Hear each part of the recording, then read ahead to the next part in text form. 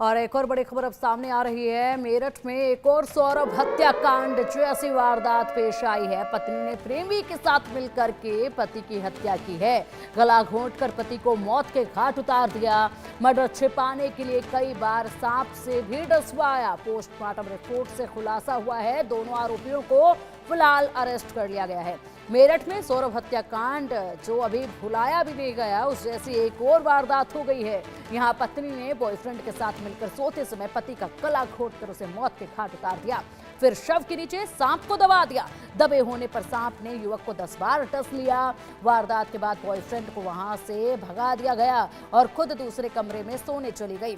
सुबह जब घर वाले उठे तो देखा कि पति की मौत हो चुकी थी। उसके हाथ के नीचे एक जिंदा सांप दबा हुआ था। शरीर पर सांप के डसने के निशान देखकर परिजनों को लगा कि मौत सांप के डसने से हुई है। हालांकि बाद में पोस्टमार्टम हुआ और रिपोर्ट सामने आई तो पता चला कि मौत दम घुटने से हुई है।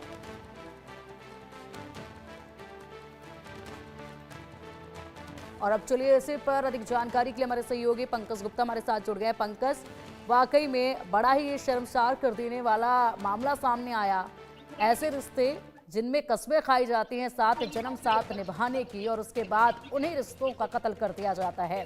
सौरभ हत्याकांड को अभी भुलाया भी नहीं गया था, ऐसा ही मामला फिर सामने आ गया है। क्या कुछ इसमें कार्रवाई अभी तक की गई है? किस तरीके से यहाँ पर हालात पहले से ऐसे नजर आ रहे थे? क्या परिवार वालों को विस्तार से जानकारी दीजिएगा।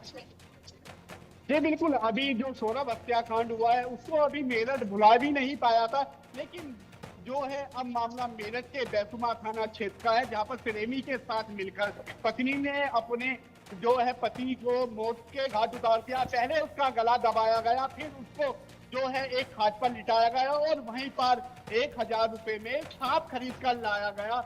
जो मृतक अमित है उसकी बॉडी पर उस सांप को छोड़ दिया गया। पूरी रात जो सांप है वो अमित की बॉडी पर रहा। कई बार जो सांप ने अमित की बॉडी को डसा और डसने के बाद जो सांप है अमित की बॉडी से चिपका रहा और उसके बाद जो पत्नी है वो अपने कमरे में चली गई और जो प्रेमी है उसके घर भेज दिया। जैसे ही सुबह हुई तो पत्नी ने शोर मचा दिया कि जो पति है उसको सांप ने काट लिया है, और जो परिजन है वो आए, उन्होंने देखा कि एक जिंदा सांप जो है अमित की जो बॉडी से लिपटा हुआ है और उन्होंने पुलिस को सूचना दी। मौके पर पुलिस पहुंची, पुलिस ने देखा जो अमित है उसके शरीर पर 10 से 12 निशान है सांप के काटने के, और उसकी जो बॉडी है उसको पीएम के लिए भेज दी। लेकिन पीएम रिपोर्ट आने के बाद सबको चौंका दिया, क्योंकि अमित की जो मौत है वो सांप के काटने से नहीं, गला दबाने से उसकी मौत हुई थी। और उसके बाद जब पुलिस हरकत में आई, जो अमित की जो पत्नी है उसको हिरासत में लिया गया, उससे पूछताछ की गई तो उसने बताया गांव का ही रहने वाला अमरजीत के साथ काफी लंबे समय से जो है उसका जो अफेयर चल रहा है, और उसी के बीच काफी लंबे समय से अमित की हत्या की प्लानिंग की जा रही थी। और अब इस हत्या को अमित और यानी कि जो पत्नी है उसके द्वारा अंजाम दे दिया गया था, और ये लोग इसको सांप के डसना यानी कि सांप के काटने से अमित की मौत हुई है ये सब दर्शाना चाहते थे। जी ठीक है पंकज, बहुत बहुत शुक्रिया आपका इन तमाम जानकारियों के लिए। कार्रवाई पर आप नजर बनाए रखिएगा, अपडेट आपसे हम लेते रहेंगे। फिलहाल के लिए बहुत शुक्रिया।